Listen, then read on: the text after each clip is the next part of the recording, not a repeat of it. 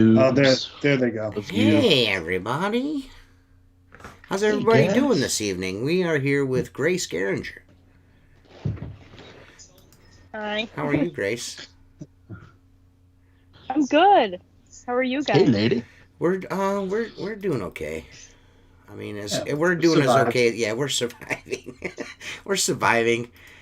It's a whole 45 I degrees feel here it. in May, so it's great. It's 45 degrees where you are. Yeah, it's freezing. Ah, man, it's The not high was here. Oh 50. my god. It's in the 70s here, which is Yeah, strange. 40, 45 up. It's 86 here today. Really. I hate all. Oh yeah, but you're in Florida, so that doesn't really count. You know what I mean? It's Well, always warm. Yeah, right now it's 62 degrees and it's 8 o'clock at night, Seth. So chew on that. Yeah, it was supposed to be nice this weekend, but it's like they said it was going to be nice tomorrow. Now it's Mhm. the high is 55, and then Oof. yeah, Friday's like 58, and then it's 75 and 82. So I don't know Ah, what's going on. that's not. That's Look Getting at not. how worse. last weekend was for us. We were I supposed to feel have like I get whatever really you guys have like 4 days later. So like if you Yeah. have Where are nice you weather at? now, I'll have that in a couple days. Where she just asked you where you're from, Seth. Oh, sorry. I live in Massachusetts, so I live near Cape Cod. it's that internet again. Gotcha, It is. gotcha. Yeah. Gotcha. Seth is coming in live from the moon. In case anyone was wondering, I mean, The moon's fun. yeah, the moon it's amazing, and he's on it. Bring me back some moon rocks. Yeah, bring me back some moon rocks. Make sure you got your moon shoes on there, buddy. So if you Oh, guys, some of you may or may not know, Grace is, she's a window cleaner in Lakewood, Ohio, which is about 45 minutes from me to the right. I mean, to the east, to the right. What is wrong with me? To the right. If you go To the right, right. it's that way. To the right. To the left. But you and Craig are sales reps for WCR, correct? Like a Yes, we team. are. You are like the first sales team in window cleaning Craig. resource history, correct? Yeah, they asked him if he was interested in it, and he told them yes, but only if Grace can be my number two. So Awesome. I kind of tagged along, and here we are. Right. Here we are. So how long? And how long doesn't even really matter. I mean, technically, now I could be wrong about this, but technically, aren't you a fourth generation window cleaner? Technically, Yes, yes. technically, yeah. Okay. And Yeah. what? Did you just? Was it just like Craig's got a business, of course, so you're like, let me tag along with you, or are you like, did you have a genuine interest in cleaning windows? So, actually, I was in college and I was working at a restaurant that I had worked at since high school. I had done basically every position there except being a manager and being a bartender, only because I was not old enough at that time. Mm-hmm. And I woke up to an email. I had just bought my truck, so I woke up to an email telling me that we were closed effective immediately. I was supposed to work that night, and so I didn't have to go in. I called my mom sobbing. I was like, what do? I have a truck payment now. I teach ballet as well, but like that wasn't enough to pay for my truck and like insurance and all that. So she was like, well, go talk to Craig. So he was still home. I went out to him at his desk and I was like, Craig, what do I do? He's like, why don't you come with me today? He was kind of joking, but I was like, I've got nothing better to do. I might as well. Mm-hmm. So we went to Franklin Castle, which up here in Cleveland area, that is very well known. It's a Yes. historic building. You know about it? Yes, I do. Yeah, it's super cool. It's supposed to be like super haunted. Mm-hmm. It's got some crazy history. Mhm. But so we cleaned the windows there. It's being, well, it might be done now, I don't know, but it was being renovated and restored back to how it looked originally when it was built. So there were Amish woodworkers there replicating the original woodwork Oh, and trim and wow. everything. It was amazing. I didn't get any like haunted vibes from it, but who knows?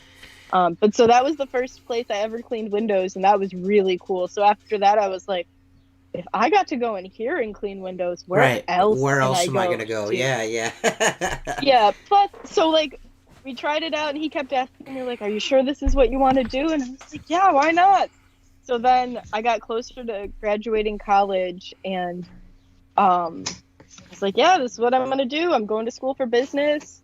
I initially, like, when I was graduating high school, I wanted to own a dance studio, but that's a lot, and dance does not pay the bills. It's fun. It's a hobby. Right. But so I was like, I might as well do something that's going to make me some money. And it's family business, all that stuff. So 5 years later, here I am. And I graduated college in May of 2020. So that was interesting, to say the I'm least, sure. with everything going on. So Right. my first full year of window cleaning, like full time, was really weird because so much was closed and like couldn't go in places. But now that things are relatively back to normal, it's full time, 5 days a week, and then you know how it is owning your own business. Yes. You're 24/7. Yeah, it's 24/7. It's so, in all yeah. actuality, it's 24/7. I mean, it's Yeah, one but thing no. to punch a clock in a window cleaning business. It's another thing to own it. You know what I mean? Because I get text messages, calls at like 9:30 at night. I'm just like, what is wrong with these people? Like, it's your glass, man. It's not like, hey, man, my toilet's overflowing. You know what I mean? Text on yeah. My toilet's overflowing. Yeah. My basement's flooded. No, I need my windows cleaned before the holiday. Oh, okay. Well, that's super important. Thanks for waking me up. Yeah. Yeah. Or they want you to come like the next day, and you're like, I'm booked out like at least 2 weeks right now. It's busy season. You're going to have to wait. Right. Or find somebody else. Yeah, have you noticed? Do you know? I mean, have you noticed? I mean, we're kind of in the general, like, we're 45 minutes from each other, but have you? I mean, that's kind of pretty much common for you guys, isn't it? A 2 week out, right? I mean, that's just for me. You know what I mean? It's usually 2 weeks out. Mm-hmm. Is that common for you guys? Yeah, for the most part, we're booking into, what month are we in now? We're in May. Yes. So right now we're starting to book into June already. We have, a little bit of availability for smaller jobs and stuff, but if somebody wants their whole house done, depending on the size of the job, they're going to have to wait a little bit. Yeah, I'm the same way. Most of our clients know that. And now, like, this is the time of year where when people contact us for estimates, I let them know, just so you know, we're booking out this much time, generally. That way, they don't get it in their head that we're going to come to them next week and get those windows cleaned, Right. Yeah, I'm kind of the same way. I mean, I can fit in like an exterior only or something like that. I can squeeze that in. Yeah. That's not too terribly bad, especially if they're willing to either it doesn't have screens on it, or they're willing to get them off for me before I get there, or at least unlatch them for me. That's great. But if you want like your inside and out done, like, you're gonna have to wait for that. I mean, I don't want it to be that way. And there's probably guys watching this who are like, man, you need 12 trucks to take care of that, and there, feller. Yeah. And I'm just not that guy. You know what I mean? So it's just a different type of business model. I agree. That's all it is. And I think if you're booking out, 2 weeks is not unreasonable in the spring to be booked out. I mean, sometimes you're booked out 3 weeks, and it's just, you can only do what you can do, Yeah. And I think most people are reasonable. You're going to get some, goofy people out there, yelling at you, but that's just par for the course sometimes. Right. Yeah. You're always going to have those people, unfortunately, but generally everybody's pretty chill. Do you find, and this is probably going to be a strange question, but I can't help but ask it. I mean, does your background in dance has it helped you at all cleaning windows? I mean, yes. do you use any of your, any of your? I mean, I'm sure it would, right? I mean, it would have to. Yeah, I mean, I have pretty good balance because of it, so that helps. Right. I don't particularly like ladders though, so it doesn't help in that regard. But like, sometimes you got to squeeze into some weird places to get to a window. Right. So, I have an advantage from that, but also because I'm so small too. Right. Like, I'm only 5'2", 100 pounds. I can fit into some tight spaces to get to a window, Right. but like I it gives me a can't. disadvantage I too, can't. because like I don't feel comfortable doing the ladder work, and some of the ladders are too tall. I can't handle them because physically it won't work. Well, it's also, And yeah, like physics. There's physics that play there. I mean, if you're trying to lug Yeah. around a 40-foot ladder, that's probably not gonna, it's not gonna work. No, it's not gonna happen. Yeah, it's not gonna work. But like even for like water-fed pole work, the tallest pole I can handle comfortably is like a 30-foot pole. So I can, that's about as tall as I can go because I don't have the upper body strength to Right. handle anything bigger than that, unfortunately. But it is what it is. Strengths and weaknesses. Craig, so he does like the ladder work, or he will do the taller pole work and like, cut it down to me, and then I follow behind doing the lower stuff, and we get into a flow and it works well. Right, So you and, definitely have- Craig is all about the flow. You know what I mean? That's Craig's Yeah. thing. He's all about the flow. So I'm sure. I'm sure that's a pretty dynamic team. The two of you together. That's probably got to work. I'm wanting that same kind of flow with my daughter as well. You know what I mean? I would like to have How that. old is she? She is 20. Oh, okay. So she's. So, yeah, I'm a little bit older than her, not by much. Not by. I have two. I have a 22-year-old and a 20-year-old. So I've got. Oh, gotcha. Yeah. Yeah. I'll be 25 in August. Oh, okay. Yeah.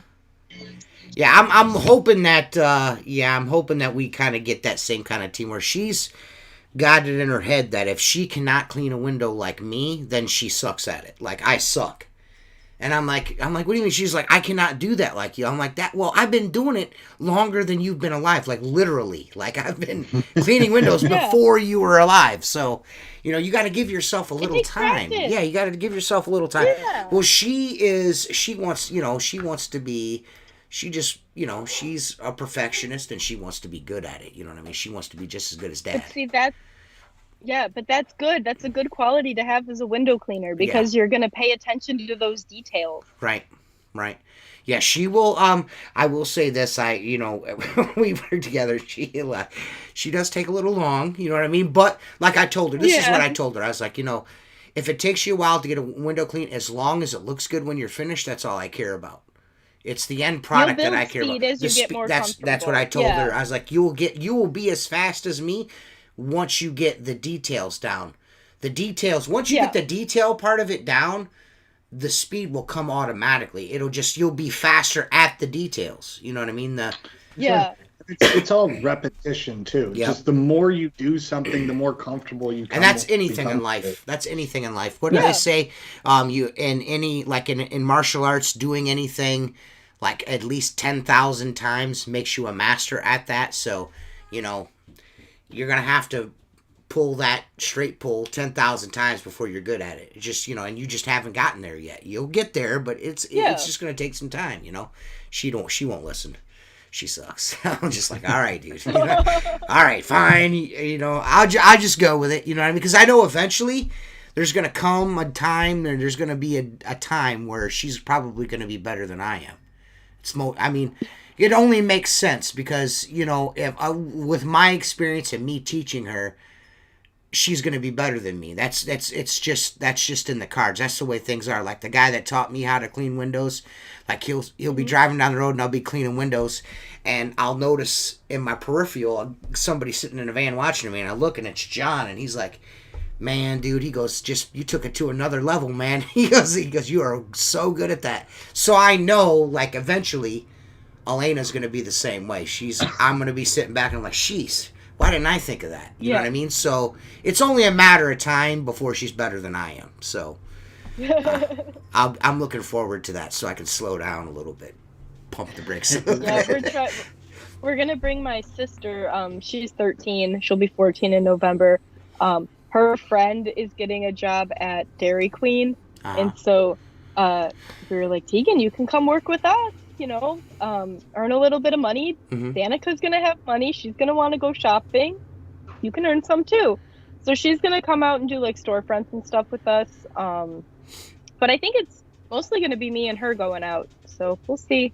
Oh, that'll be cool. She seems enthusiastic. That'll be cool. Yeah. So, when I taught both my daughters how to clean windows, and some people may think this is weird, but What I had my daughters do was I had them use the washer first. I was like, you wet the windows for me, and I'll come back behind you with the squeegee. That way they get the muscle memory of, you know what I mean, handling the pole or, you know, or having the washer in their hand, getting used to making that motion, you know what I mean? And then I figure, I mean, because that's the way I learned. They were like, you wet the windows and I'll squeegee them because you don't know what you're doing. I'm like, all right, I'm cool with that. I'll be the washer guy. So, and that's how I got, you know, the fanning with a pole. That's, I mean, that muscle memory, that's where that came from. You know what I mean? You know what I'm saying? Just out of that movement, that motion, doing that motion over and over and over again. And then finally, the guys, I couldn't be denied the squeegee after a while. They're like, you're now the washer guy, and I'm the squeegee guy. I'm Squeegee, and you're the wash guy. You know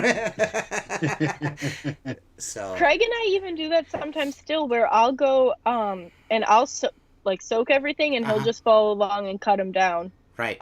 It just sometimes it makes it go faster, especially way faster. Like if you have high wind and it's drying quickly, or if you know that sun's beating down on them, it just helps you be more efficient. That's where a 2-person team can be very beneficial. Right. That's awesome. I agree. That's awesome. Yeah. So since I think 3 of us all work with family members in their business, how is it working with family day in, day out? How do you like it? So it's fine. Craig and I don't have the typical like stepfather stepdaughter relationship. Like we've always gotten along pretty well. Like from the go. And like we've had our moments where we really like piss each other off, and who doesn't? But right, of course.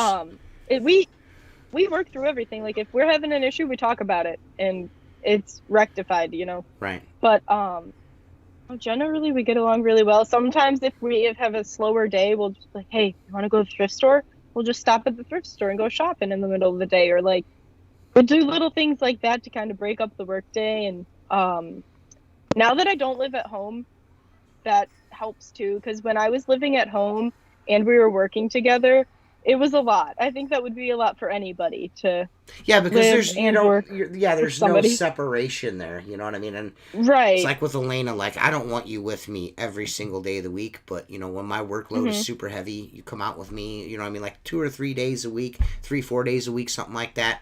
Perfect. Yeah. You know what I mean? And that's what I did when I was in college. I would do like 3 days a week, give or take. So I had those break days, and I had 2 other jobs while I was in college too, on top of school. So it was a busy bee. Yeah, I would say so. But it's a lot of work.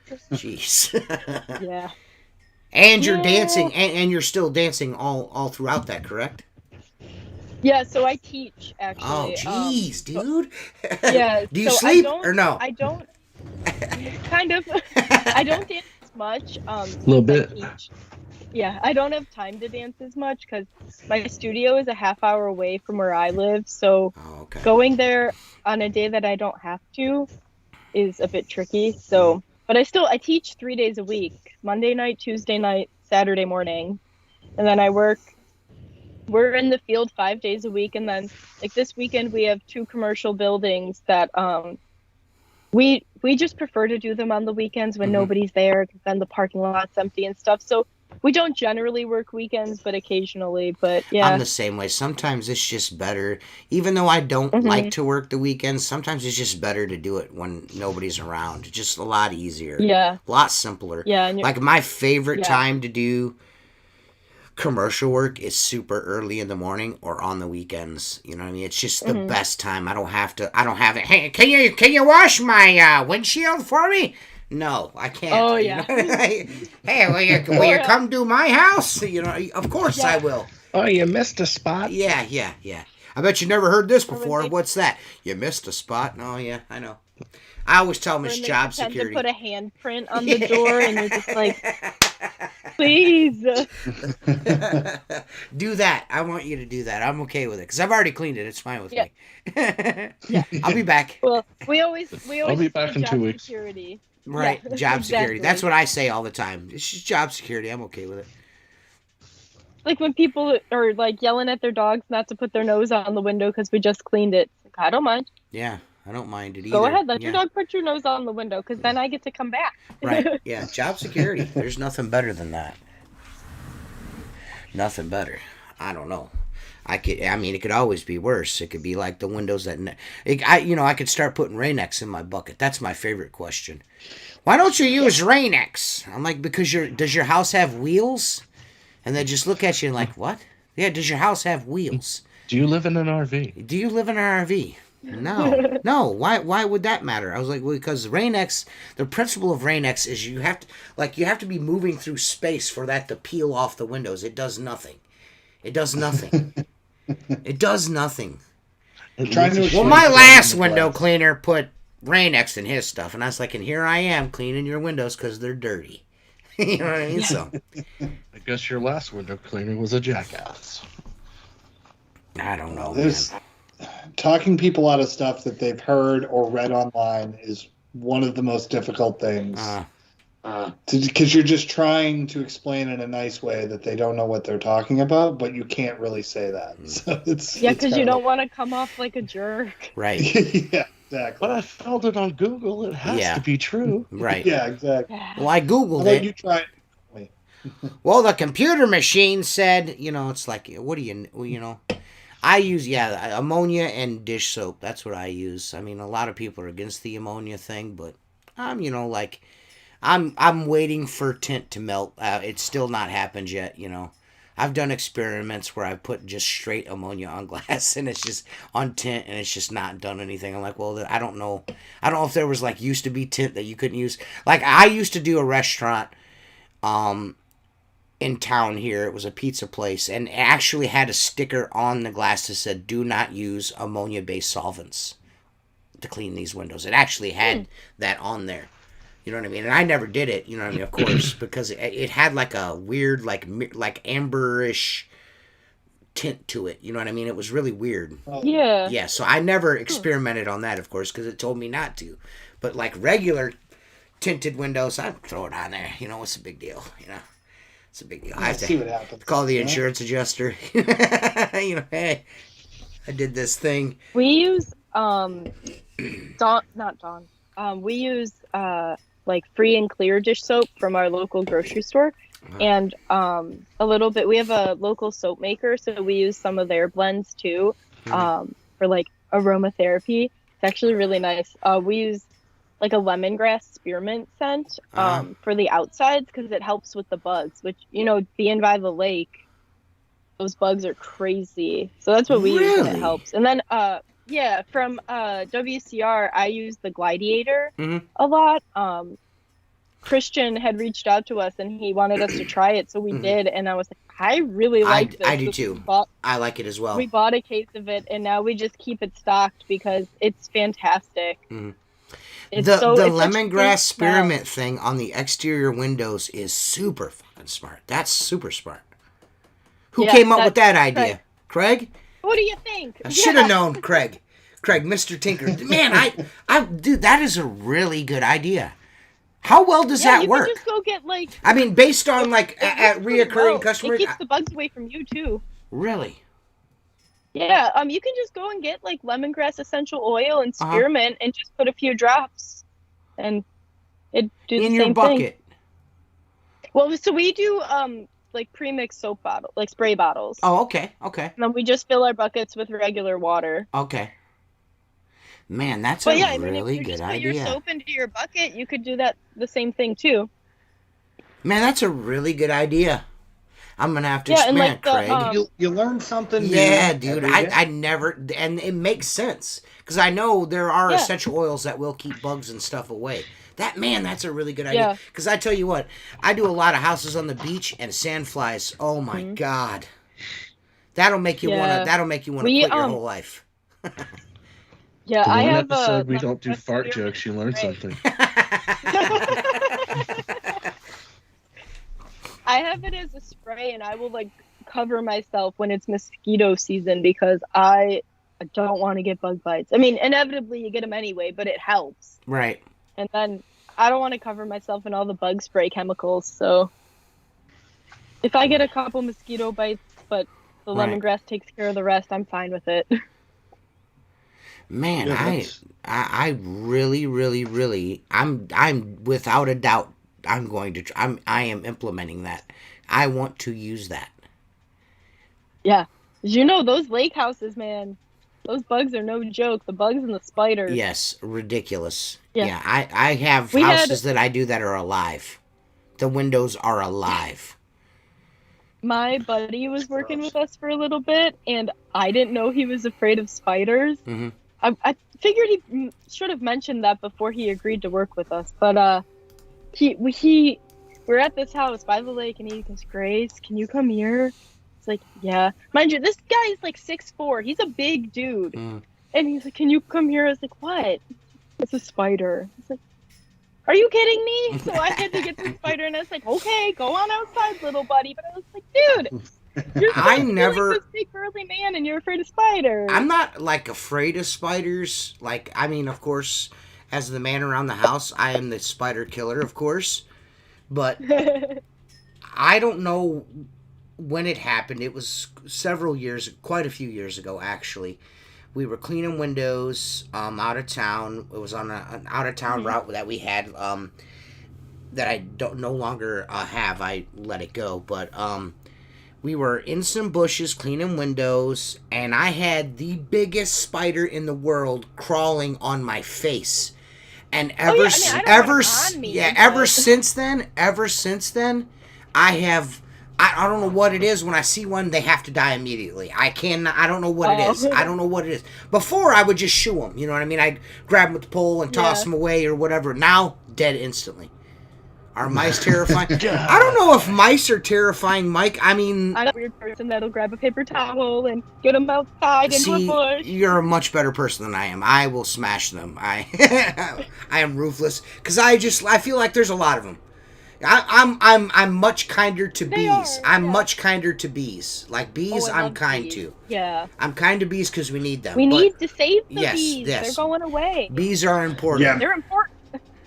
Very But important. hornets don't need Hornets, to. on the other hand, I'm a Yeah, no, firm they don't can need all those. die. They can all die. They- All of those. Bees Yeah. are great. They do something. Yes. Hornets just The bee's knees. kill The, you. the bees. I'm not a huge fan of bats because almost every year I'll go up to clean a window on the second floor and I bump into the shutter and then like 2 or 3 bats come flying out behind the shutter while I'm on the ladder and I'm like, Oh. I understand they're important. I just Uh, don't like them. I just don't right. want to deal with bats. Seth's gonna I get don't. rabies. We don't run into a lot. Do bats Yeah, have, Say that again. yeah. do bats have rabies? Can they pass They that can along? carry it. Yeah, they can carry it. It's not often, but Not they often. can have rabies. Yeah. Yeah. It's like any mammal. They can carry it. They're just not prone to it. Yeah, I was stung they're not a by. mammal. Never mind. I was stung by. I don't know how many hornets. One summer, it was like 97 degrees outside. It was so stinking hot. It was humid, and I'm in this bush, and I'm cleaning these windows, and I come down with my pole and stuck the end of the pole right through one of those big paper, you know, Yeah. those big hives that they make, and you know what I mean? That it looks like a big paper mache, Mhm. right through it. Okay. Oh And no. As soon as I did, I heard, "Roar," you know, you hear that buzz. And I turned around, Yeah. and they were coming up the pole. I dropped the pole, and I just started bang, bang, bang, bang. I started getting nailed. I actually jumped in this person's swimming pool. That's how many times I was getting ate up. I ended up going home. I was sick. Like, I got stung so many times I was sick. But yeah, that was the only way I was getting away. I was running around in circles. I couldn't get away from them. And finally, I was like, I'm just going to jump in this lady's pool. I'm just in the pool. Dude, it's the worst, man. I was doing water-fed pole at a house, and they had all these like bird feeders all throughout, or like bird houses all throughout the yard. And I must have hit one when I was doing water-fed pole. I had my headphones in. I'm not listening. And I guess there were yellow jackets all in there, and they went right up my shirt in my back, and I got stung by about 30 or 40 of them. Like my arms started swelling. I started turning red. So I actually went to the hospital, and I had to pull all the stingers like out of my back. This was last year, and it was like, Oh, my yeah, that's back right. was swollen. Yeah, remember that? Yeah, my I elbows remember were that now, podcast, yeah. I was like, yeah, it was bad. I got stung by bees. Yeah. No, it's sitting in the waiting room, just looking like a, the Pillsbury Doughboy all swollen up, just sitting there miserable, and I'm like, help. Do you, Grace, do you see yourself staying with the window cleaning thing? Do you think you're going to pursue this as long as Craig has pursued it? Let's put it that way. Maybe not quite as long in the field. Mm-hmm. But in general, yes. Okay. I eventually want to have a family sooner than later. Of course. So that's kind of why, like, the sales thing is really good, because that will provide me the opportunity to work from home and, like, take care of babies. Right. And then I can still, like, go and do field work for certain jobs when I want to. And then, you know, I don't know, we'll just have to see how it progresses, but that's the idea, is for me to continue with this, take over. Really? Oh, that's cool, man. So, yeah. That's cool. Yeah. I can dig it. And who knows, maybe my sister will want to stay part of the family business, but we'll just have to wait and see. I hope. I mean, I don't hope. I hope. I hope that my children will continue on with this. I mean, it's not something that's going to be a maker or breaker situation for me, but it would be nice if the kids continued it on, and maybe maybe one day one of my grandchildren may pick up the squeegee. You never know, but I mean, in a way, I guess of course I do this for my family, but I think I would like to continue to build it so maybe my children can, like you are doing, like they will, take it, even if it is maybe not to the next level, maybe just be a steward of the business like I've been, you know what I mean? And continue that on. I mean, hopefully that would be great, you know what I mean? I mean, that would be cool, right? Build something that your children can reap benefits from later on down the road after, you know what I mean? Of course they're reaping benefits now, but it would be great if they could take that on after I'm done doing it. That'd be cool. That'd be awesome. Yeah, and like I have my brother is 11, and he has no relation to Craig whatsoever, but we always talk about, he always brings up like Everett could work with us one day if he wanted to, and it's like, yeah, he could. Like, you build it, and it's there. The opportunity is there if they so choose to want to do it. You know, they don't have to, but it's there as an option. You would like it to be a situation. I mean, as ridiculous as it may seem, it would be great for a situation where it would not, your kids not have to work. You know what I mean? But we all know that. Yeah. Barring a lottery win, you know what I mean? Because no one's going to get that rich off of cleaning windows. You know what I mean? I know there's a lot of guys out there that are like bazillionaires from cleaning windows. But do they still clean the windows? That's the question. I really, I've had guys message me, privately and, give me the business about how, you're an employee, you're not a business owner, stop saying that, and I'm just like, that may be the case, you know what I mean? I mean, in your eyes, you may see it that way, and that's okay with that. I'm okay with that. If that's the way you view me, then that's cool. You know what I mean? All I know is that I do not mind doing what I do every day for a living, and it also affords me a decent life. And as long as it continues to do that and provide for my family, I really can't, I'm doing better now than I did for what I went to school for, to be a carpenter. I'm doing better now doing this than I did building homes. So, I freedom. And the freedom of this is, I mean, there's nothing like it. It's almost like a peaceful motorcycle gang. You know what I'm saying? Like it. Yeah. You know what I mean? Yeah. We're an outlier. We're a 1%er type of group. We're not murdering people, but it's kind of that Maybe same we thing. I mean, we could be, but I mean, not all of us, allegedly. You know what I mean? I mean, either way, it's unique. You know what I mean? And it's something that people don't normally want done, But until it's but when they have it, they're like, man, the difference is night and day. You don't really realize it until you've had somebody clean your windows, and then it's like something like, man, I really want this guy to come clean my windows. I've had a bunch of customers. I can't tell you how often people say that, where they're like, Right. I didn't realize until Right. I saw the difference. I actually had a customer that I've had for years, and she was always really adamant about, I'll do the insides, you do the outsides, blase, and I'm like, that's fine. And I did her outside of her house for years, and then finally during COVID, which is really strange, she's like, will you come inside and do the insides of my windows? And I'm like, sure. She's like, oh, I'm gonna leave while you do it. I was like, oh, that's fine. She goes, I have some shopping and things I need to go do, so do you mind coming in? She goes, I just not up to it, Terry. And I'm like, sure. So, and she's, over the years she's gotten older and she's by herself, and I did the windows, and then she, like, I left, because I'm not waiting for her, you know what I mean? We've built that relationship to where I could just leave, lock the door, and everything's fine. But she gives me a call. She's like, she goes, well, just so you know, you're going to be doing the insides from here on out. She goes, I didn't realize how terrible I was at cleaning the inside of the windows until you come in and did the inside of the windows. And I'm like, yeah, I've got no problem with doing that. She goes, it is a night and day difference when the inside is done. Yeah. I was like, I've been telling you for years that the funkiest part of the windows is the inside. Nobody realizes that, but that's the funkiest part.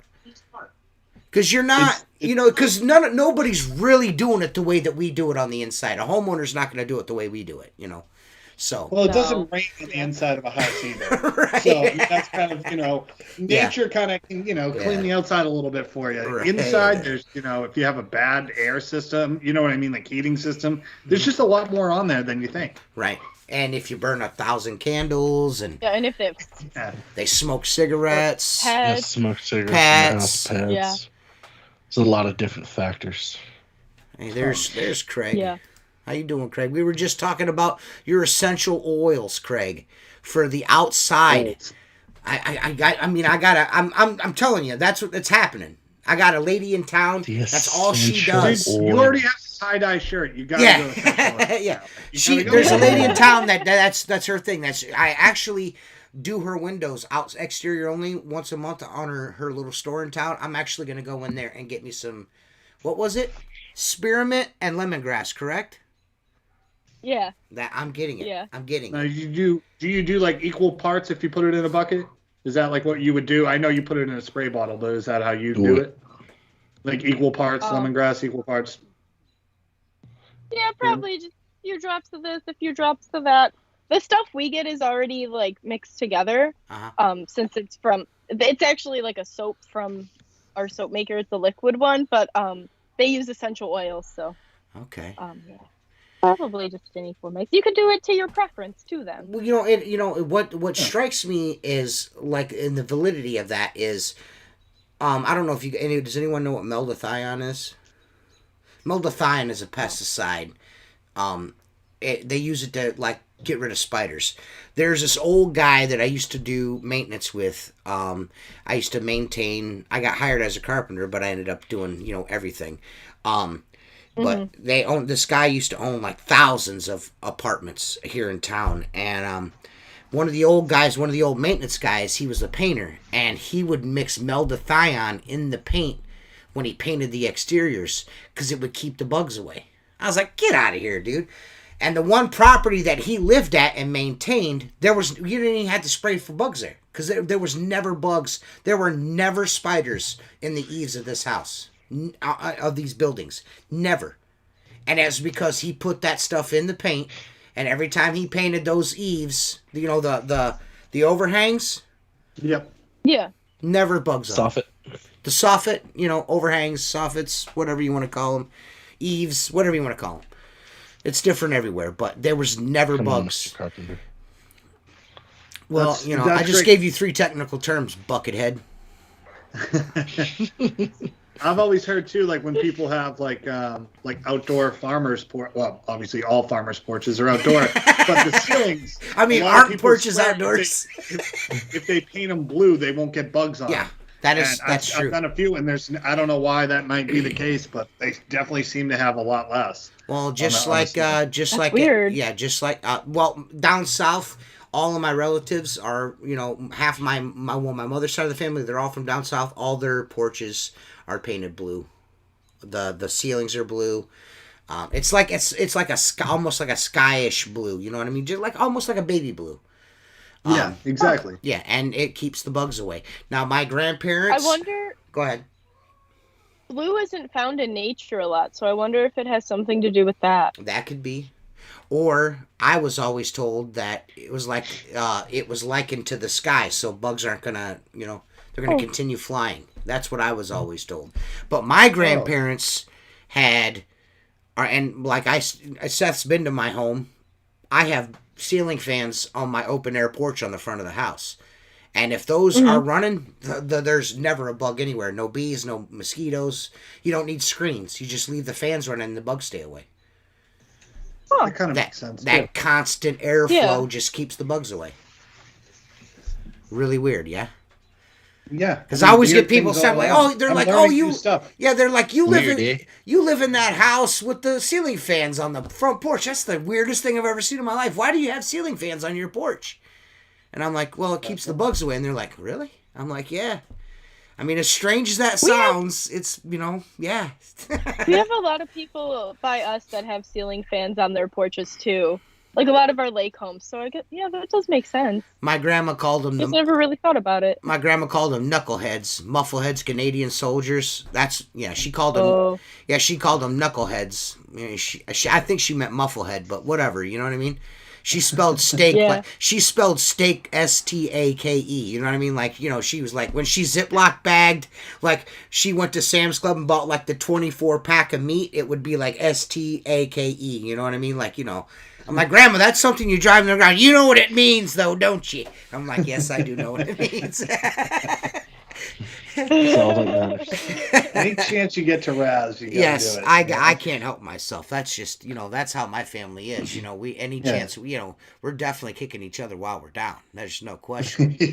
No question whatsoever. Oh yeah. If you misspeak in my house, it's like constant made fun of for like in a split second. Right. And you're just like, this is the worst. Do you find yourself doing that to your wife? Do you bust your wife's I've had boss? to slow down on that because I come from like a very loud competitive family and she's a very small family. It's her mom and dad, her grandparents, and her sister, and that's it. And I have like 37 cousins and 14 aunts and uncles, and we're just loud and obnoxious. Jennifer is the same exact way. You're so fast at making fun of me. Right. You need to slow down so I can make fun of you. Like, all right, fair Jennifer's enough. always like, Jennifer's like, yo, relax, guy. You know what I mean? And we've been, 25 years together. Well, actually longer than that. Now I say 25 so often. It's, you know, it's probably more likened to like 27 now, but you know, you think she'd be okay with it, but she's not. She's like, listen, I'm not your cousin's guy. Quit talking to me like that. You know what I mean?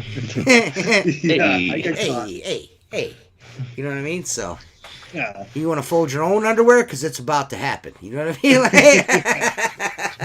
Yeah, I'll like imitate her sometimes. She's like walking around the house and how she sits on the couch or shows, and she's just like, one, it's accurate, and two, I hate you for doing it. My favorite is Jennifer. There's certain words that Jennifer says that like are wrong, and she just cannot correct certain words. You know what I mean? Like she'll like, I need to go to the mall. I need to buy a couple new brawls. BRAWLs, not bras. BRAs, brawls. I'm like, are they fighting in there? I mean, what's going on in there? You know, and she gets pissed at me every time.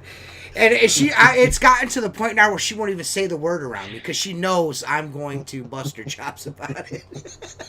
I can't help it. My boyfriend does that with a couple of words. I have a hard time with like ER sounds. Mm-hmm. I have for as long as I can remember. Like if I don't really think about it, it comes out like when a little kid talks and they have the speech impediment, you know? Right. And so my boyfriend will always try to get me to say commercial. Mm-hmm. I had to focus on that one. He will always try to get me to say it, or like reason. That's a hard one too. Like, so sometimes he'll just look at me and be like, say it. No, 'cause I know he's gonna make Right. fun of me. I am. But I get him back too. I'm pretty good got with it. I'm like wash. I'm gonna wash my clothes. I'm going to wash Oh windows. yeah. Or like we're going down by the creek. You know what I mean? I can't. I Yeah. know it's a creek, but it's a creek. You know what I mean? So Yeah. like Yeah. my cousin's son Brandon. That is the one thing we get.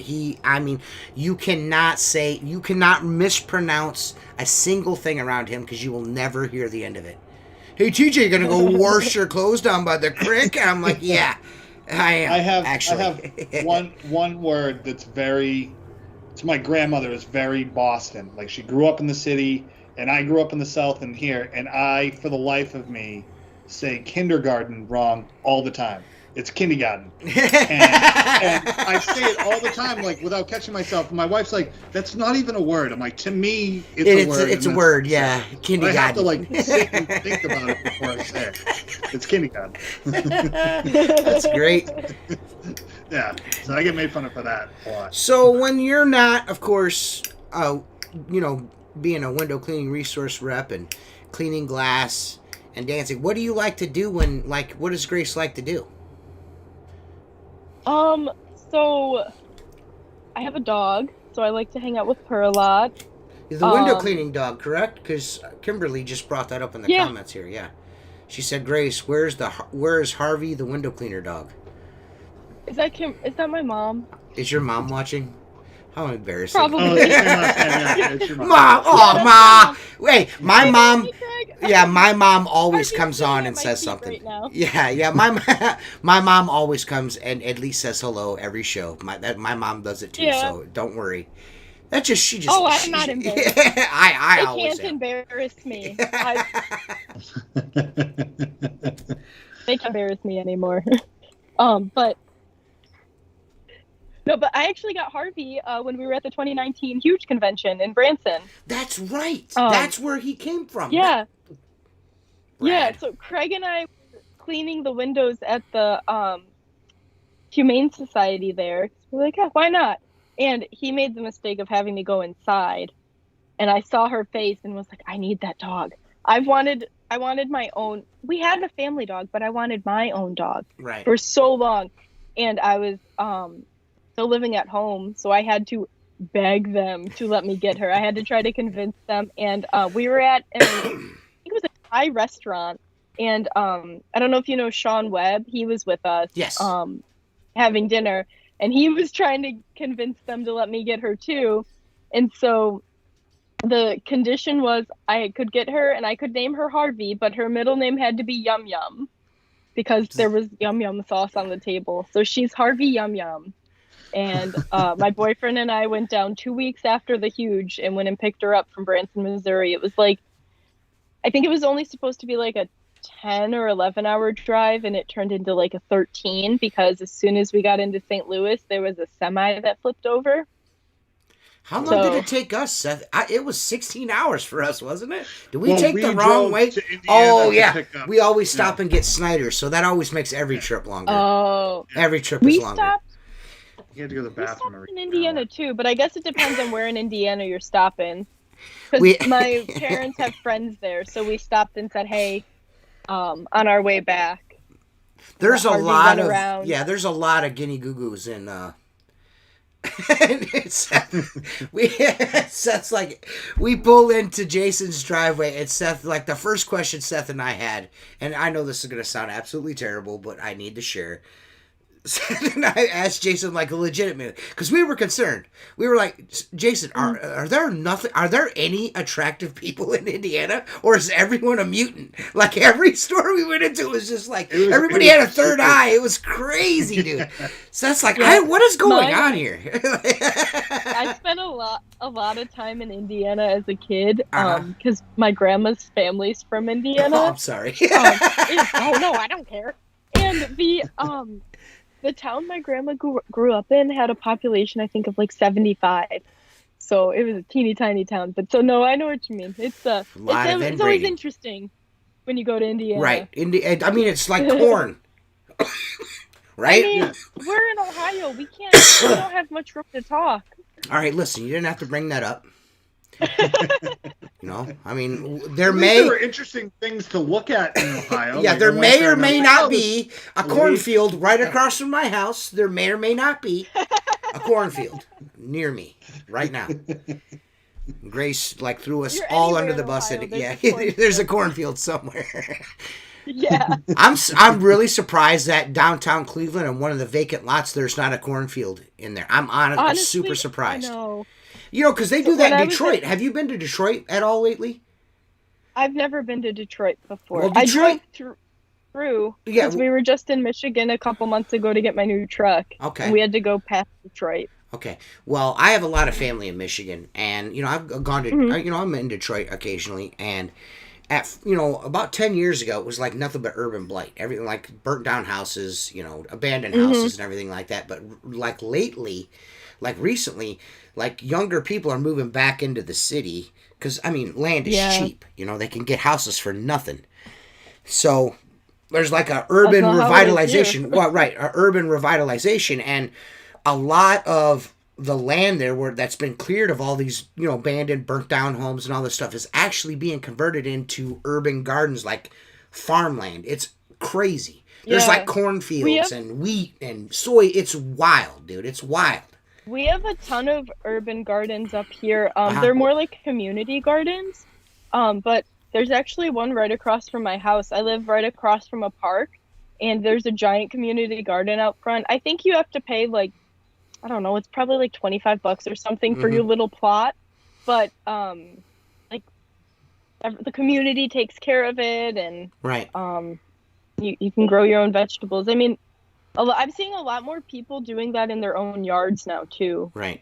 Seeing tons of Well, I mean, I gardens grew pop up. I grew up. That's the way I grew up. I mean, every April, my grandfather and I would go out in the backyard, get out the. I mean, we had our own rototiller in the shop. We tilled the garden over, and when May came around, we started planting. I mean, I grew up with a garden. There was always fresh cucumbers on the table. There was always fresh tomatoes on the table. Mm-hmm. My grandfather was a huge green onion fan. He would not eat dinner without green onions. So there was always green onions on the table. I mean, there was always stuff from the garden on the table throughout the, you know what I mean? Later in the summer, there's just always fresh food on the table. I mean, nowadays it's kind of smart, to be quite honest with you. It's kind of smart with, I mean, you're paying $9,000 to fill up your gas tank. You might as well save a little bit on fruits and vegetables. You know what I mean? So it's not going to kill you, to plan a few just things. Think about during COVID when you go into the groceries, even now for that matter, you go into the grocery stores and like half the shelves are empty. Yeah, isn't that It's good to have super that backup. strange? Super strange to walk into a grocery store and be looking for something that you're so used to it being there and it not being there. That's become more of a reality every day. It's just like there's things that they're just not there. Like butter. There's no butter. Like I went to the grocery store today to get something for dinner. Something we wanted to have something outside. Let's get on the grill. Whatever. And there was no butter. There's none. There was absolutely no butter at Kroger's. None. I'm like, I'm not going to stop at another store for butter. You know what I mean? But it's just like, there's no butter. Yeah, and that's Kroger. That's a big Yes, chain butter. of grocery stores all in this area. And I asked the guy, I'm like, hey, you got any butter in the back? He's like, no, it didn't come on the truck this time. Really weird, huh? I was like, yeah, that is very weird. I'm a little weird about margarine because it's like a molecule away from plastic, so that's a little weird for me. But, butter's cool. That's a no-go. It's a no-go. I love butter. Yeah. Butter's the best. Makes everything taste good. It does. If you can't cook if it butter, makes you happy, it's healthy for you. That's what Craig always tells me. If it makes you happy, it's healthy. Okay. Right. That's true. Yeah. If it makes you happy, it's healthy. Everything in moderation. Yes. Well, I mean, my grandfather, my grandpa, my great grandfather actually, he was a whiskey guy. I mean, he'd have at least 3 fingers of whiskey. You know what I mean? Every day. You know what I mean? And he lived to a ripe old age in his 90s. You know what I mean? It just, everybody's different. You know what I mean? Like, there's dudes that will drink a 12-pack every single day and are more healthy than guys that don't drink at all. You know what I mean? It just all depends. You know what I mean? It really just all depends. Your genetics have a huge genetics. play in your Yeah, health, too, genetics you know? does have a They big. really do. Yeah. Like my friend's grandmother just turned 100, and she looks like she's 80. And I'm just like, how the hell? She's fine. She still drives a car. It's nuts. I'm just like, some people just have it. I don't know. She doesn't do anything particularly healthy. She's just, I don't know, doing well. Grace Craig wants to know why you love the Mormon flippity flipper over the wagtail wiggly wangler. Craig. Okay. I love that guy. I got the Mormon accelerator handle. Yeah, yes. Accelerator handle Correct. with the liquidator channel. Mm-hmm. And I before had been religiously using a wagtail. I think it's the orbital, but don't quote me on that. Probably most likely that's probably what you were using. Is it got a yellow? Is it yellow? Yeah. Yellow, that's an orbital. Yeah, that's an orbital. Sorry, and full snub. I liked it because since I'm short, it gives me that angles, you know, so it gives you that extra little bit of reach. But the accelerator handle, it angles, you can change it from like 25 to like -5 or something. -10. No, -10, yeah. And then it swivels like this way too. So it just gives a lot of versatility. I mean, I could see where, you know, being someone of a little shorter stature, like, you know, you or Mark Tanner, pretty short people, aka Stumpy. I could see where that, like, for me, like, I adjust the angle of the dangle by just stepping away. You know what I mean? That's how I adjust. That's why I use I only use the Unger 0 degree handle, because I just step away from the glass to change the angle. That's the way I do things, you know what I mean? Because when I started using a squeegee on a pole as much as I did, none of these tools existed yet. That was the only tool out there that kind of did that, was the 0 degree. And now I could see why that's such a popular tool now, you know what I mean? Because it does make things a lot faster. You can be super proficient at it, like Steve-O, for instance. Steve-O is super proficient with that flick and accelerator. I'm like super good at it. Luke was really good at it too.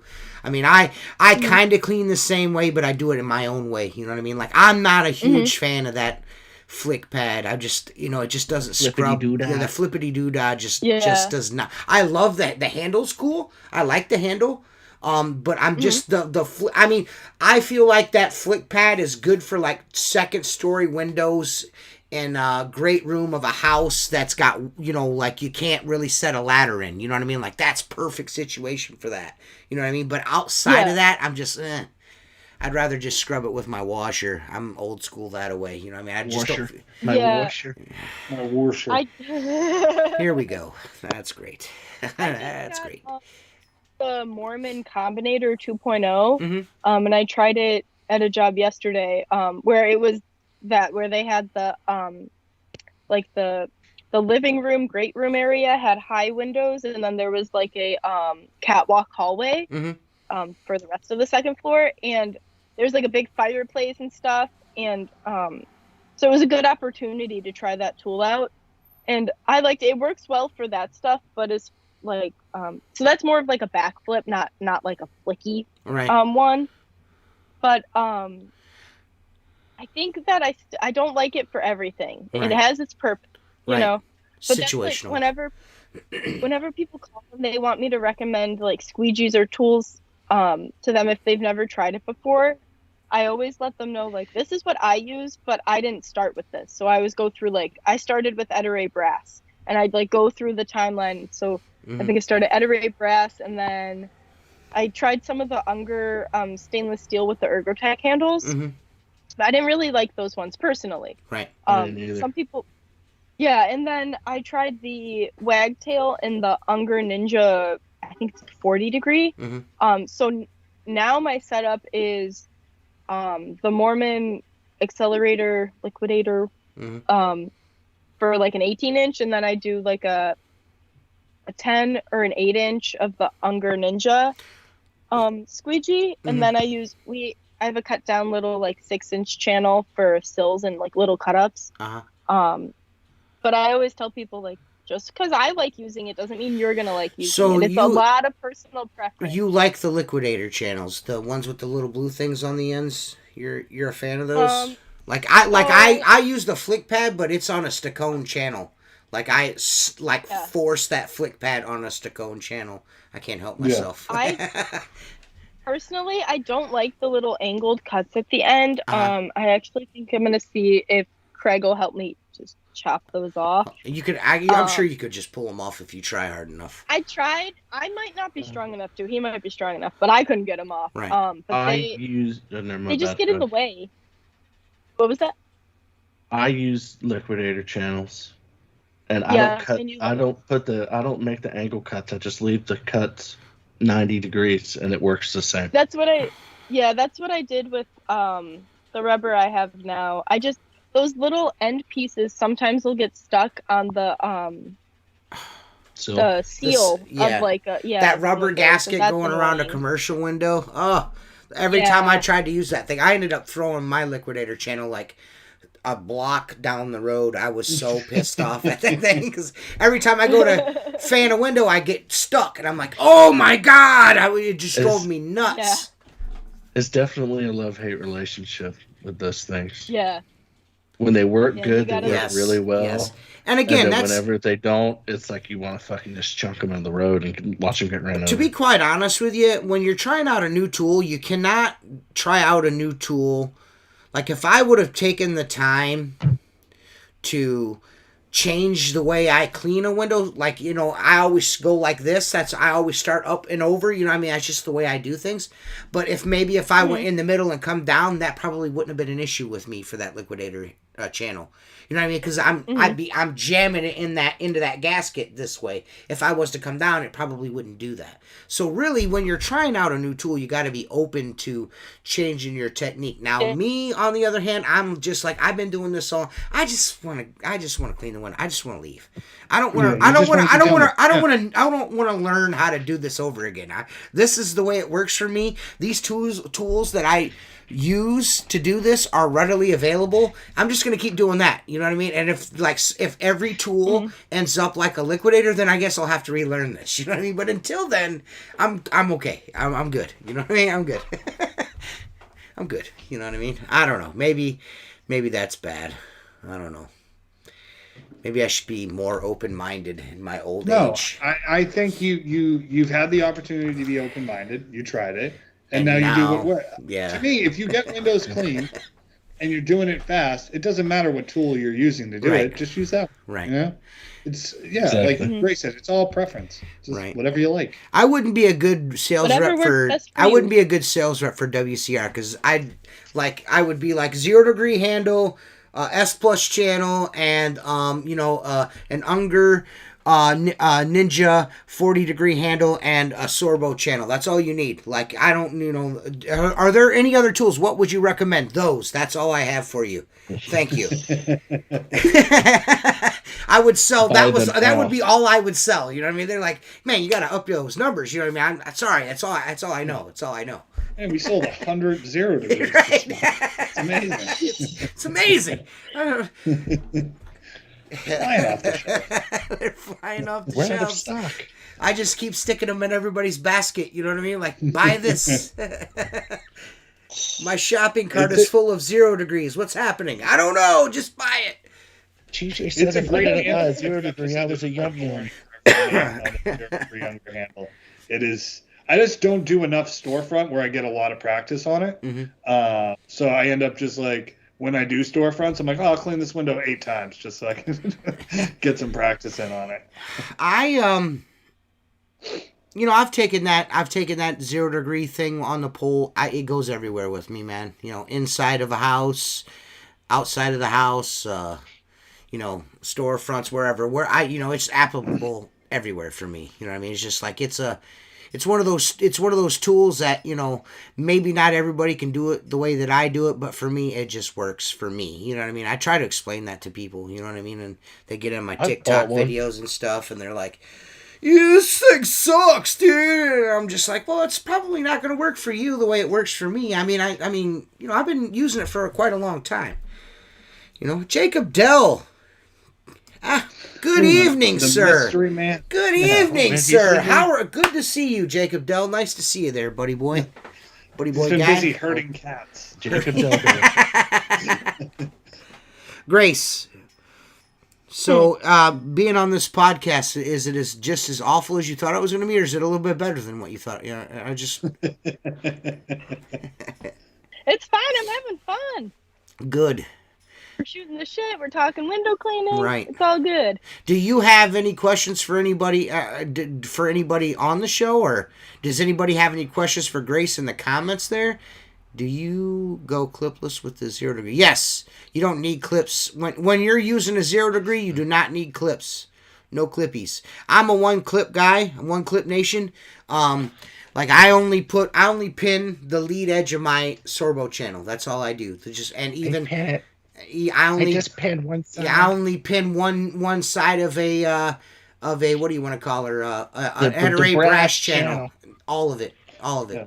One clip. You don't need to. I do the same thing. Leading edge goes in. Yeah. With clip. That's it. You're probably a left side guy. You're a lefty. Yep. I'm left-handed, so that's makes the way sense. I do it. Left brain. We all can't do it right. You know what's weird though? My belt. The first day I ever got set up cleaning windows 20 years ago, he set me up for a righty. Mm-hmm. So my belt's set up right. I reach across myself to grab all my tools. If I were to move like my bucket on a belt to my left side, I'd hate it. Like I have to like reach across me to grab my stuff. Wait, what? So my bucket on a belt is on my right hip. You reach across yourself every time. I reach across myself because they set me up that way the first time I ever cleaned windows, and it's stuck, and now I'm like stuck. Like I can't. I'm set up for like a right-handed person. I can't fix myself. Obviously, I grab a lot of stuff with my right hand. I grab my washer with my right and pull across with my left hand. Wow. Now that is different. That's different. Yeah. Strange. That's different. So if you put on my belt, you'd be like, "Oh, this is." I feel like that's one of the hardest things. What are you doing? What's that? One of the hardest things when you're starting to clean windows is like figuring out where you should have everything on your belt and like what's going to work best and be comfortable. Like I think we changed like my belt configuration probably like 10 times before I finally found what was comfortable and like, okay, I'm going to put this towel on this shoulder and this towel on this one and like what is the most efficient. It's tricky. Right. It's weird that you say the towel shoulders. I'm like, oh, right side's the wet towel, left side's the dry towel. Like, you have your preferences. Yeah. Or we can just be like Steve-O and use a bath towel. Yeah, I do. Yeah. Oh, I couldn't handle that being on my shoulder. Not a full size. We have like the terry towels that are, you know, when you go to a hotel and they give you the teeny tiny bath towels that hardly cover you? Yes. Those. That. Okay. Or the one that's supposed to be a bath mat? Yeah, around that size, yeah. Probably. Yeah. And then we use the like surgical towels or the Squeegee life towels. I love those. Awesome. Or like a microfiber, but I usually go between the surgical and the Squeegee life. Yeah, I'm a minimalist. If we have a ton of pollen. Go ahead. I was gonna say my tool belt. There's a squeegee, 2 squeegees, a washer, and my scraper. That's all I have, and 2 towels. I can't. Like if there's anything else, like I have this super awesome window cleaners bag that I use because I need to be testing it. But I just don't want it. I don't want it. I feel like if I have too much stuff on me, I feel like it's just something I'm gonna lose. You know what I mean? Like if. I do a pre-trip inspection when I'm cleaning windows. Like I get to someone's house and I'm like, oh man, these frames are really bad. I'm gonna have to carry my track brush on me. You know what I mean? I don't like it, but normally that's all I carry is my 2 squeegees, my 0 degree, whatever squeegee I'm using in my hand, and then my washer and a scraper. That's I can't do anything else. Yes, a washer. You're about 2 seconds from not being my friend anymore. I just gotta tell you that. Do you use the bucket on a belt? Yes, I do. Which one do you use? I'm a silencer guy, of course. Gotcha. Richie I Blue's have my the Unger homeboy. Ninja. Oh, that's where I was at. You know what I mean? I was an Unger Ninja guy. Yeah, it's traditional. I mean, it's come on, man. That's the thing. You know what I mean? Has the little spot in there for your little 1-inch razor. I mean, I love that thing. You know what I mean? But now I just silencer, man. I love it. I'm too small of a person to use the silencer. It is the size of my thigh. It doesn't work. I'll tell you what, you never know. There might be a remedy to that solution one of these days coming down the road. You never know. You never know. The silencer mini. I'm just saying, you never know. You never know. I mean, I can't tell you. I mean, it's neither. It doesn't. Whatever. You know what I mean? If frogs if frogs had machine guns, they wouldn't be as scared of snakes. You know what I mean? It's just Frogs whole watertight. Yeah. I've never heard that before. That's pretty good. Yeah. What? I've never heard that expression. That's amazing. If frogs had machine guns, they wouldn't be afraid of snakes. That's great. Oh, it's the truth. You know what I mean? Just think about it for a minute. You know what I mean? That's let it marinate. Just let it sit for a minute. And you're like, man, that makes a lot of sense. It just does. Yeah. It's one of those. Hey, it's one of those hillbilly things, man. You know, my grandma was here. She would have corrected me, and she would have said it's a ridge runner thing because she's from the mountains, not the hills. But anyways, hey, it's like saying it's neither here nor there. Talking about that. What's that? Yeah, the weird little sayings from mountain folk. Yeah, because his family's all from West Virginia. Then he knows exactly what I'm talking about. Yeah, there's just those little things that you say, and you're just like, huh? I mean, and then you think about it for a minute, and you're like, oh. Yeah, so, it just takes a little time. Yeah. Squeegee, the maker and cider. Listen, I'm not saying that there's a thing. I'm just saying you never know. There's been discussions of things, you know what I mean? Because, there are a lot of female window cleaners out there, probably a lot more than there used to be. It's more of a, I feel like it's more of a field. Yes, it's more of a field where women are really starting to roll in at quite a big rate, you know what I mean? So, companies like Maker may want to try to maybe not corner that market, but at least look at that, you know what I mean? Like, there are different sized people out there, and that thing may not work for a small person, you know what I mean? So you need to be not inclusive, I guess, which is a really bad, it's just a really weird word nowadays, but you know what I mean? Inclusive, like everybody, you need to think about all of that stuff, you know what I mean? Cater to a certain market, you know what I mean? It's like anything else. Yes, yes. Yeah. I don't know. Yeah, and when there's a need in the market, it's like, do you guys ever see the movie Robots? Yes. The kids movie? Yes. Yes. Came out when I was little. See a need, fill a need. That's true. That's true.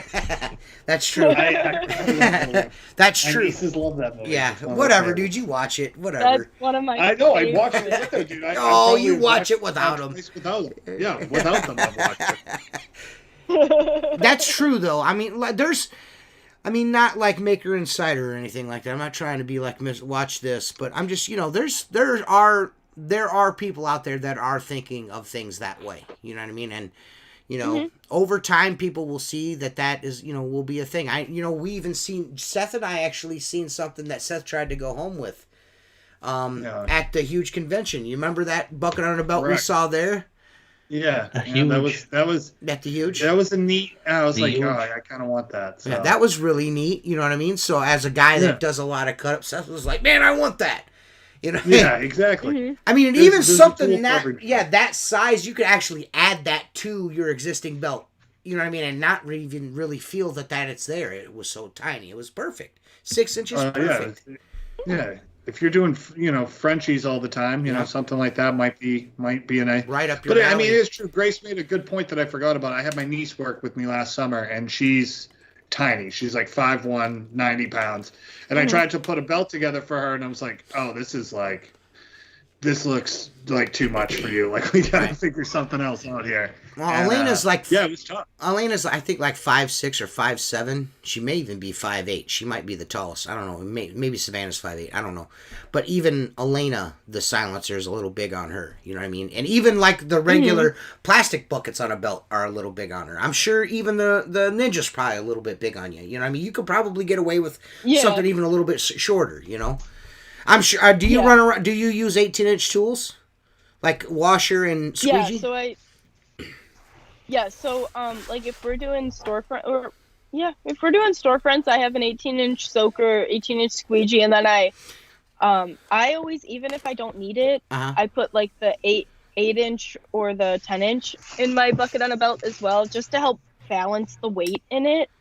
And then so the only time if we're doing like a house with standard size windows, then I will size down and do like the I think it's either a 12 or a 10-inch. I don't remember off the top of my head. Soaker, my 2 smaller squeegees, and my little guy. But most of the time, like residential for me, it's commercial, of course, it's 18 to up to 22 inches on the squeegee. The washer's always an 18. And of course, my 0 degree is a 14 inch channel. And then on residential stuff, I drop down to a 14-inch washer and a 12-inch squeegee, and then my 14-inch 0 degree. And the only reason I dropped down to 14 is I just found that there are usually those small porthole windows and stuff like that, or the little squares that the 18 never fits into, and you're like in there like this with the end of your. I call it a washer. She calls it a soaker. What's it? A mop. Seth calls it a mop. And Joshua Schof and those guys up there call it a wetter. A wetter? Oh, do they really? A wetter. I've never. Josh is like, hey man, where's your wetter at? I'm like, my wetter? What are you talking about? I was like, my washer? He's like, yeah, we call it a wetter. A wetter? I mean, technically he's right. I mean, it is getting things wet. I mean, the way you call it a soaker. I mean, it's right. It's not wrong. It's right. It's just everyone. It's like soda pop and pop. Right. It is, isn't it? We went down and we met Joshua and his crew. Mm-hmm. We had a house. And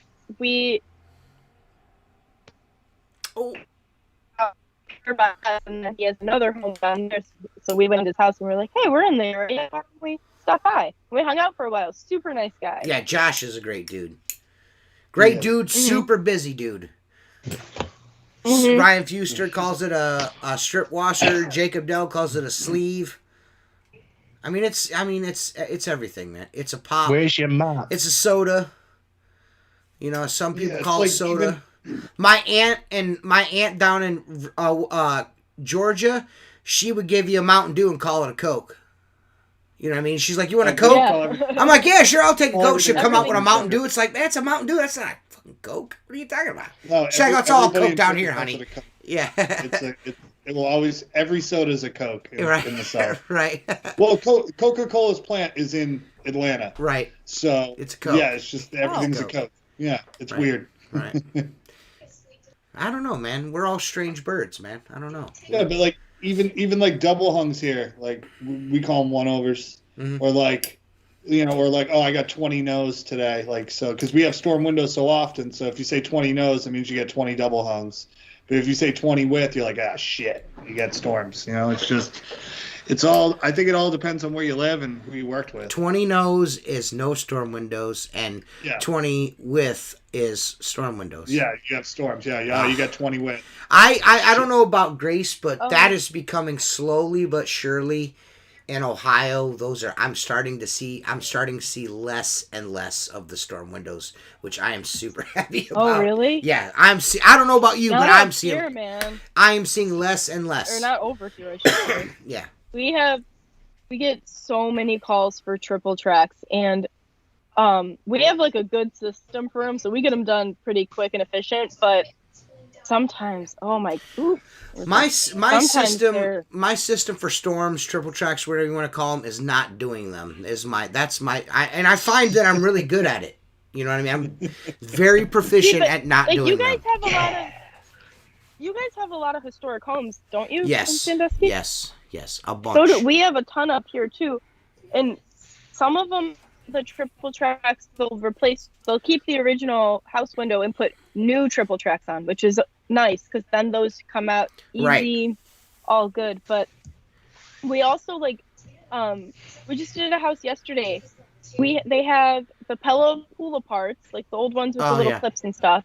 And then they had triple tracks on those as well. Ugh. And like houses by the airport and stuff, we'll see that where it's like a new vinyl replacement window, but they Satan's still house. have triple tracks. That's Satan's house. Anyone that has Pello windows with storm triple tracks over, that is where Satan lives. They're trying to keep the devil inside of there. That makes no sense to me. Well, they're trying to keep the noise out. That's true. That's true. That is true. That does really help with the noise. I don't know. I mean, around here, I know a lot of my customers have recently, they've been like phasing out their storms. Like I do a lot of course, older historic homes in Sandusky. That's like the bulk of them are in the downtown area. And a lot of them are phasing the storms just because of energy. The energy prices, they're just like phasing that out. You know, they're just like, it's just too expensive, and to heat a home with these windows anymore, it's just too expensive.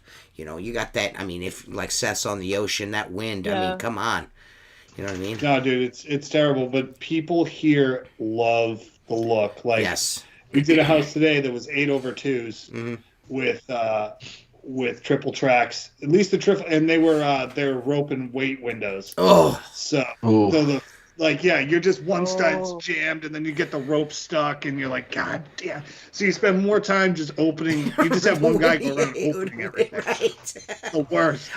Dude. Tim had mentioned before, because I've done storm window videos, like where I do houses with storm windows. Like when people see me do triple tracks, they're like, dude, what are you doing? Like I will go upstairs and every window I dismantle and bring outside. Like every one. I mean, we don't bring them outside. I can't help myself. I have to. I cannot clean someone's window. I just can't. I can't. I don't know what it is. I'm a weirdo. What we do is we'll do it by like room, or if like we have one house where the 3 bedrooms all open up to a I guess it would be like a hallway. It's like a really, really big landing that you can get to each of the bedrooms from. So we'll set towels out, and then we just go in we started in this room at this window, and we just kind of make a loop around, stack them, and so then we know when we're putting them back in, we start reverse. Right. And that makes sense. That seems to work pretty well. And we'll get them all pulled apart and stacked, and then Craig will go do the outsides while I'm doing the insides, and then he'll come in and he'll clean the storms, hand them to me, and I'll put them into the windows, just because he's he's still quite a bit faster than I am. I've picked up speed, but that takes time. Yes. But and then we just knock them out quickly. We had a house a few weeks ago that wanted an estimate. We went out and looked at it. They had 71 windows. All of them had storms. 71 windows and so we gave them a price, but we told them like that we don't have room in our schedule to handle that type of a job. Because if they're painted shut, or like you were saying, if the ropes are broken, and there's nobody. There was a guy up here who was repairing them that we were recommending, but we don't know what happened. We had stopped hearing, so it's like all these people have these old historical windows, but there's nobody to restore them. Right. Because all that takes. It's not hard. It's just tedious. It's tedious, very tedious. Like I actually have a home I did last year, and she's like, I do a lot of properties for her. She owns quite a few properties, but her house that she lives in is a giant house from like the 1800s. It's humongous. It's actually 4 stories of glass. Like it's got like the basement is like you could see like 3 feet of the basement window. I mean, it's got triple tracks on that. Then the first floor, all triple tracks all the way around. Then the second floor, triple tracks all the way around. And then the attic is a livable space, and that's got 1, 2, 3, 3 dormers in the front, 2 in the back, and then gable windows, all triple tracks. And they are Frenchies, tops and bottoms. You know what I mean? So, it's a nightmare. Oh, yeah. And she was absolutely they're gorgeous, yes. But they're a pain in the butt. She's like, I want no one else but you to do this. You have to do this for me. And I'm like, all right. She's like, will you come and at least bid it? I was like, all right, fine. I'll come and bid it. And I'll be honest, man, even though I stuck it to her. And, that was probably my highest ticketed solo home I've ever done. Just like a single person residence I've ever done. And, she accepted the bid. I was like, oh my God. You know what I mean? Like, I am not charging you nearly enough for everything else. You know what I mean? And she's like, well, she goes, I want you to know, she goes, I realize how difficult of a job it is. She goes, so that's why I have no problem paying you that, because I know it's going to turn out good. And I was like, well, I really appreciate that, but I don't want to do it. And she's like, well, I accepted. You shouldn't have bid it. I was like, well, I mean, I'm going to do it. And she actually gave me 2 days to do it. I was like, listen, there's no way I can do this in 1 day. There's no way. I'll be here from sunup till well past dark if I do this by myself. You know what I mean? Or even if Elena was with me at the time, which she couldn't have been, but if she would have been, it still would have took us 2 days. There's just no way we could get it done in that amount of time. There's some jobs that are just, it's not feasible. Well, it was well worth it. I mean, ticket-wise, it was well worth it. I made money on that job.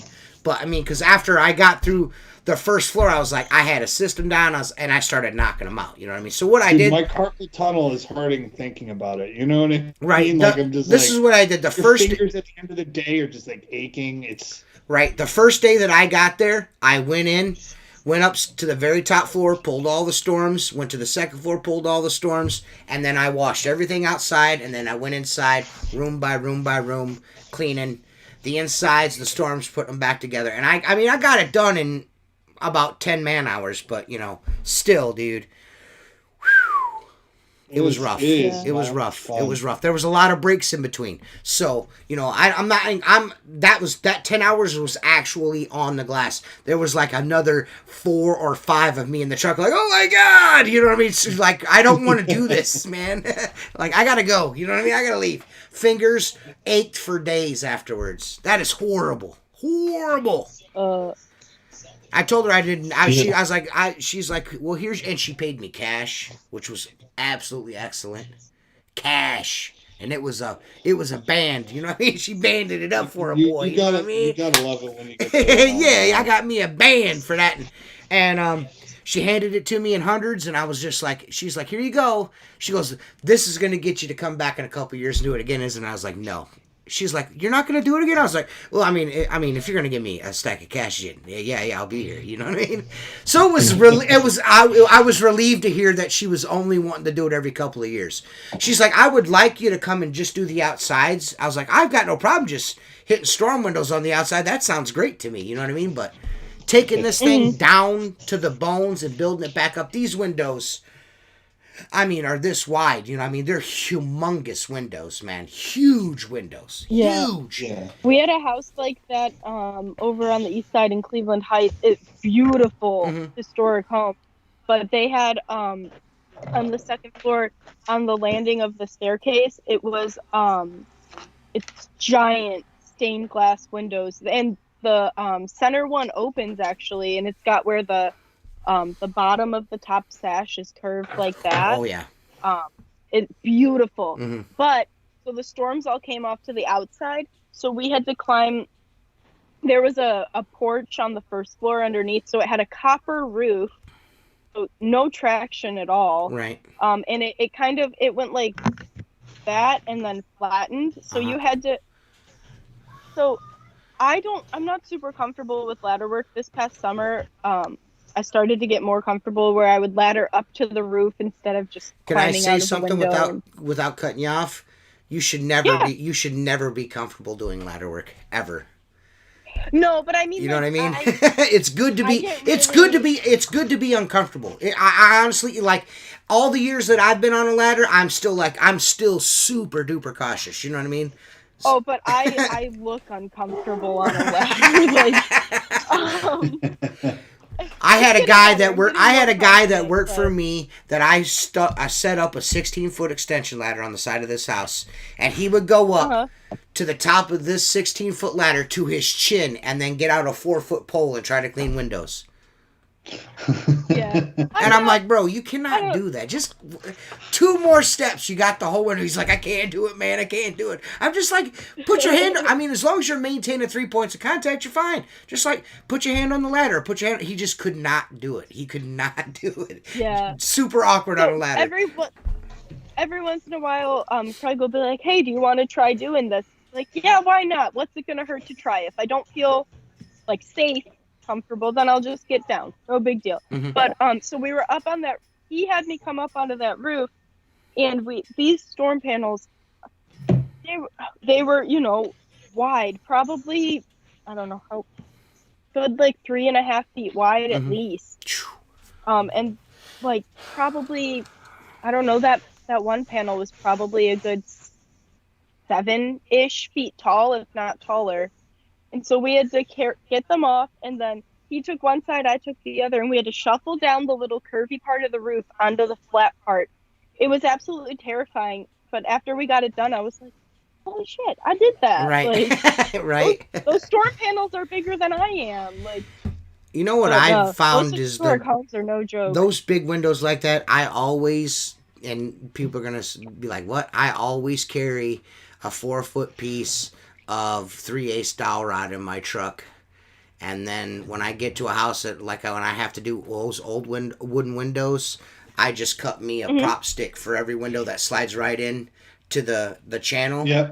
And that way you don't have to, no screwdriver, no damage. You just pull that window up, and I put that there. Whether it's supposed to stay or not, that's in there. Because I almost lost fingers in a big window like that.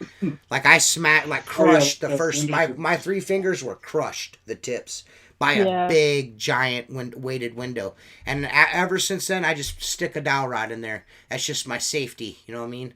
You know, you never know, a weight might let loose or whatever, but that way you could still get the storm in and out, no problems, you know. Yeah, it slides like right in the groove. Right past, right in the groove, man. Yeah. The tips from Squeegee. There you go, baby. Yeah, man, that's a good tip to have. I never think to do that. I just take my 5-in-1 or a screwdriver and go up underneath and just play like, hopefully it stays. Hopefully, cross the fingers. Yeah, your fingers are crossed.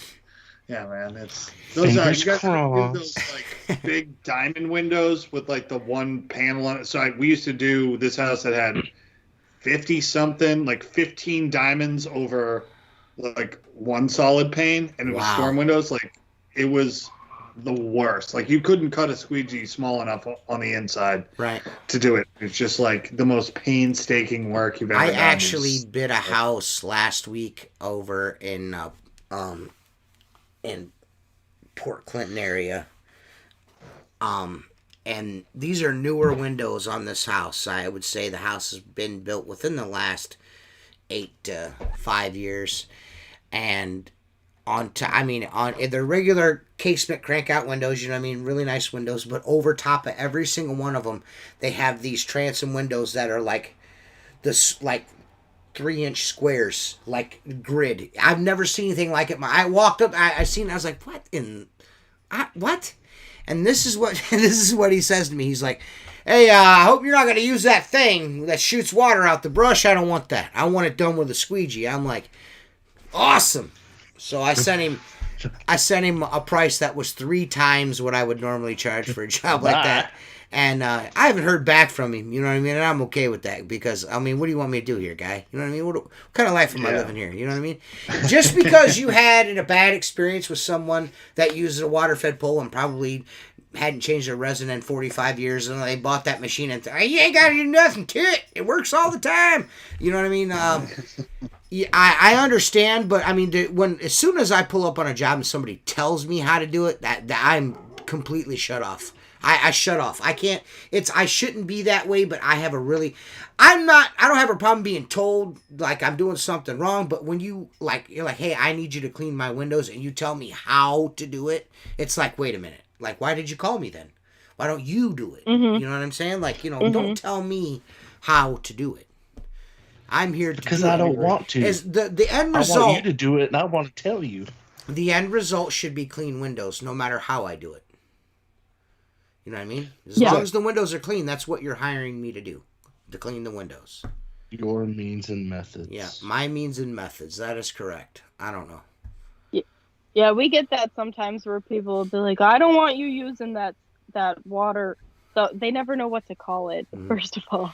I always get the pressure washer. You're not going to pressure wash them, are you? Yeah. Yeah.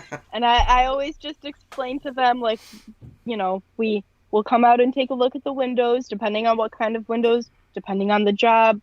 You know, if there are some windows, it is just a lot safer to use the water-fed pole to clean them. Yep, I agree. It's just not worth it sometimes to put a ladder up there and risk, especially, like, depending on the environment of the landscaping and stuff. It's like, I gotta understand, we do a dangerous job. If anything we can do to make our job safer and more efficient, we're going to do. Right. I can't agree. I cannot agree more with that. There's just some things like maybe 10 years ago in window cleaning, I would have no problem getting on that ladder and doing that. And now it's just, now I look at it, I'm like, I don't need to do it that way. You know, I don't need to do it. I can do it with the pole. I can, you know, easily. I'm not going to do it that way. Yeah. And it's less wear and tear on our body. Yeah, I prefer to do it the way I want to do it. Safely is always the best way. Grace, are women in this industry... there's a question here. I'm sorry. Grace, are women in this industry underserved or overlooked? Do one want more color in things, pink rubbers, yellow? I mean, I don't know, Guy, but, you know, that's a pretty good question. Did you get all that? Okay, so... Yeah, so let me start. I'm not a pink person. So, right. I'm not. So, like, that kind of stuff doesn't matter to me. It may matter to other female window cleaners. I don't know. But, like, the most important thing, I don't care what color my tools are, any of that kind of stuff. If they can match our business colors, that's always a bonus. But, right, of course. I don't need, like, a separate pink bucket or anything like that for me. But I do wish there were more things catered to, like how we were talking earlier. Size.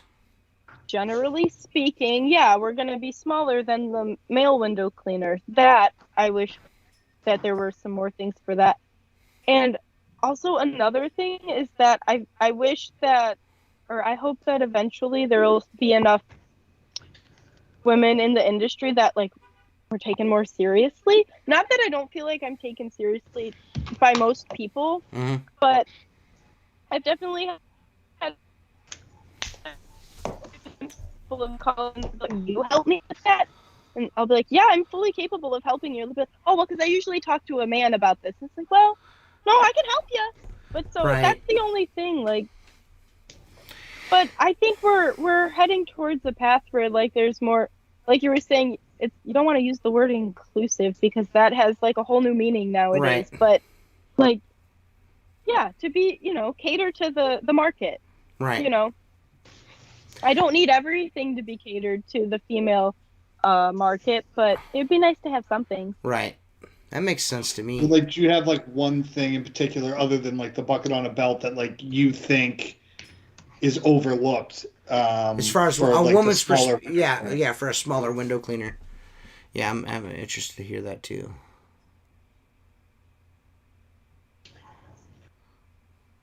I'm sorry, it cut out there for a second, so I didn't catch the full question. Oh, he was wanting to know, is there, besides a bucket on the belt, is there anything you feel like tool-wise that could be a little more... Oh, she might be bouncing in and out. You let us know when you're might be losing us a little bit. You're fine. Okay. Seth has looked like he's on the moon for the last hour, so it's I've okay. looked terrible this entire time, so don't worry. I mean, my internet gives up. I can hear you. I can hear you really good, Seth. It's just the picture's bad. You sound great. Yeah. Well, we were wondering, like, I can hear you guys clear now. You mentioned the bucket being too big, the bucket on a belt being, you know, the silencer being a little bit too big. Is there anything else you feel like tool wise that there could be an improvement like that? Like for something like, you know, maybe it would be nice if you could get it a little smaller for you or a little lighter or whatever the case may be. Yeah. So, like, the one thing I actually just thought about is, like, any of the belt options. Which is like, yeah, you can just you can go buy your own belt and put your tools on your own belt, which is what I do. But like when you go on to the sites, any of the window cleaning supply sites, there's nothing really small enough for. Right. I mean, I know I'm like a lot smaller than even the average female, but still, like, everything is like medium large, or there's no like small options. And gloves, that's something. Right. Like for winter time, finding gloves that fit me that will be, I don't want to say waterproof because none of them are really waterproof, but water resistant at least. That's been a challenge too. Glacier gloves is one brand I found. You know what? Actually, Luke and Rihanna actually turned me onto this. They go and buy. You go to Walmart, you buy those stretchy, really small, like nylonish woolly gloves. You know what I'm talking? The really small. You get like 2 pairs for $1. Yeah. They use those. Yeah. And then put a pair of surgical gloves over top of those. Best thing in the world. That's what I use all winter. Like I've not been, but the older I get, the more I notice that my hands are not gonna.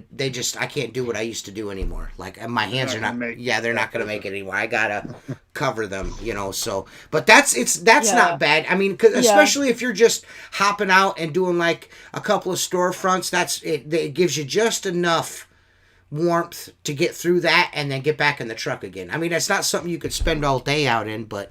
A quick in and boom, boom. That was perfect.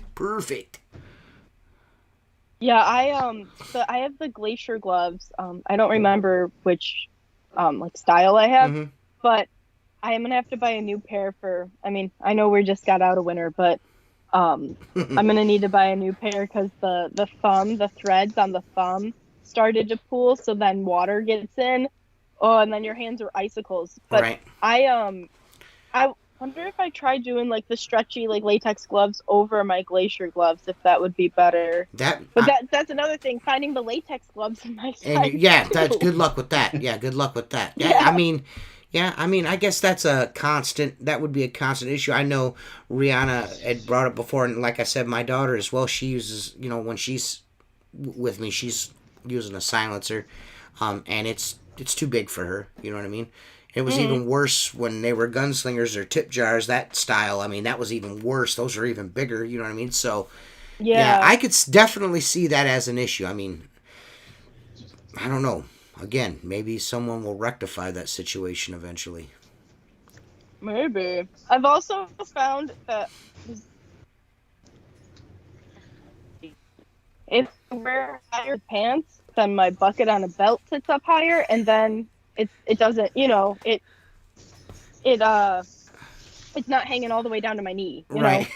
So you just kind of have to adapt and adjust, but she's wearing her, like, her bucket on a belt is, her bucket on a belt is midriff. She's Craig make fun of me for my high-waisted pants, but I'm never going back. Mom jeans for life. They're so comfortable. Mom jeans for life. That's great. Listen, hey, you gotta whatever works for you. Well, I think I'm fairly certain next week we're gonna have us another guest on, and our next guest I think is probably gonna be our youngest guest we've ever had on. So that ought to be cool. I'm not going to announce it until, I'm going to wait until Monday like I do with everyone else. So, but Monday everyone will find out on Monday. You get your confirmation. Yeah, you'll get your confirmation. Well, actually, I just need to make sure I got confirmation that it's definitely happened. But it's going to be a cool podcast, just like this one. I'm trying my best to try to get as many voices as possible on here. You know what I mean? Because there's so many different people and different walks of life in our industry, so it's kind of cool to get a different perspective every night. Yeah, it's been a long time since we've had a woman on the show. It's been a really long time, actually. It's been. When was the last? I mean, it's been at least I'd say a year or better, maybe 2 years. It's been 2 years, I think, since it's gonna come to my mind. Her name's gonna pop in my head here in a minute. Trying to go back. Gunther, Yeah. Minnesota. Yes, because we hung out. Yeah, Carrie. Yeah, Carrie. Yeah, because we spent a lot of time with Carrie.